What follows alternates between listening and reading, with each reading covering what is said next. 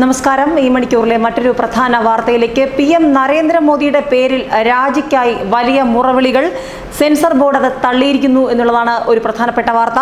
PM Narendra മോദിയുടെ പേരിൽ രാജിക്കായുള്ള മുറവിളികൾ തള്ളി സെൻസർ ബോർഡ് രംഗത്ത്.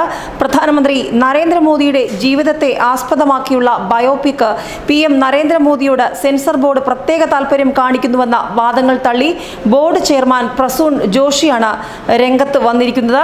മഹാരാഷ്ട്ര നവനിർമ്മാൺ സേന പ്രസൂൺ ജോഷിയുടെ രാജി ആവശ്യപ്പെട്ട് രംഗത്ത് വന്നതോടെയാണ് ചിത്രം വീണ്ടും വിവാദങ്ങളിൽ ഇടം പിടിച്ചത്. നിയമങ്ങളും ചട്ടങ്ങളും കാറ്റിൽ പറത്തി ഏതു തരത്തിലും ബയോപിക് തിരഞ്ഞെടുപ്പിന് മുൻപ് റിലീസ് ചെയ്യാനാണ് പ്രസൂൺ ജോഷിയുടെ ശ്രമമെന്ന് മഹാരാഷ്ട്ര നവനിർമ്മാൺ സേനയുടെ സിനിമാ വിഭാഗം കഴിഞ്ഞ ദിവസം ആരോപിച്ചിരുന്നു. ചിത്രത്തിന്റെ റിലീസ് തടയണമെന്നാവശ്യപ്പെട്ടുള്ള ഹർജിയിൽ അടിയന്തരമായി വാദം കേൾക്കാൻ സുപ്രീം കോടതി വിസമ്മതിച്ചതിനു പിന്നാലെ PM നരേന്ദ്രമോദി 11-ന് റിലീസ് ചെയ്യുമെന്ന നിർമ്മാതാവ് സന്ദീപ് സിംഗിന്റെ പ്രഖ്യാപനം ചോദ്യം ചെയ്ത് പ്രതിപക്ഷ പാർട്ടികൾ രംഗത്ത് വന്നിരുന്നു. റിലീസിന് 68 ദിവസം മുൻപ് ചിത്രത്തിന്റെ അവസാന പകർപ്പ് നിർമ്മാതാവ് സെൻസർ ബോർഡിന് കൈമാറണമെന്നാണ് ചട്ടം.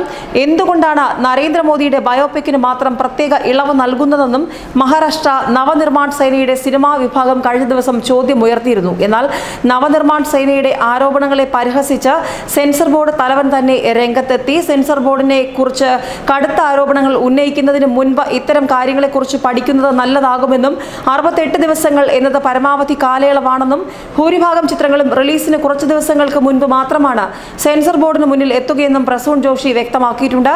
പ്രധാനമന്ത്രിയുടെ പേര് തന്നെ ടൈറ്റിലാക്കിയ ചിത്രം BJPയുടെ തിരഞ്ഞെടുപ്പ് പ്രചാരണത്തിന് സഹായകമായേക്കുമെന്നാണ് പ്രതിപക്ഷ പാർട്ടികളുടെ ആരോപണം. മോദിയുടെ ജീവിതത്തിലെ വിവിധ ഘട്ടങ്ങളെ പ്രതിപാദിക്കുന്ന ചിത്രത്തിൽ ഇന്ദിരാഗാന്ധിയും അടിയന്തരാവസ്ഥ കാലവും ഗുജറാത്ത് കലാപവും ഒക്കെ പ്രമേയമാക്കിയിട്ടുണ്ട്. ലോക്സഭാ തെരഞ്ഞെടുപ്പിന് മുൻപായി ചിത്രം റിലീസ് ചെയ്യാനായിരുന്നു നിർമ്മാതാക്കളുടെ പദ്ധതി.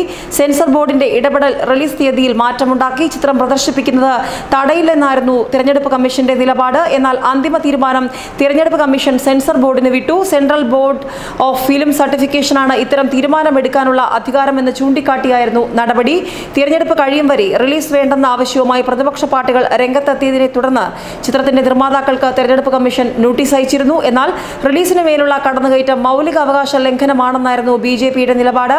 ചിത്രത്തെയോ അതിന്റെ അണിയറക്കാരുമായോ പാർട്ടിക്ക് ഒരു ബന്ധവുമില്ലെന്നും BJP പ്രസ്താവനയിൽ പറയുന്നുണ്ട്. മേരി കോം, സരബ്ജിത്ത് എന്നീ ബയോപിക് ചിത്രങ്ങളിലൂടെ ശ്രദ്ധേയനായ ഓമൻ കുമാറാണ് ചിത്രം സംവിധാനം ചെയ്യുന്നത്. വിവേക് ഒബ്രോയാണ് മോദിയായി എത്തുന്നത്. മധ്യപ്രദേശ്, ബോംബെ ഹൈക്കോടതികൾ സിനിമയുടെ റിലീസ് സ്റ്റേ ചെയ്യാൻ വിസമ്മതിച്ചതിനു പിന്നാലെ സുപ്രീം കോടതിയും വാദം കേൾക്കാൻ വിസമ്മതിച്ചതോടെയാണ് ചിത്രത്തിന്റെ റിലീസിന് അരങ്ങൊരുങ്ങിയത്. സിനിമ 4 BJP അനുഭാവികളാണ് നിർമ്മിക്കുന്നതെന്നും ചൂണ്ടിക്കാട്ടി കോൺഗ്രസ് നേതാവ് അമൻ പർവാർ ചിത്രത്തിനെതിരെ പരാതിയും നൽകിയിരുന്നു. ന്യൂസ് ഡെസ്ക് മലയാളി വാർത്ത.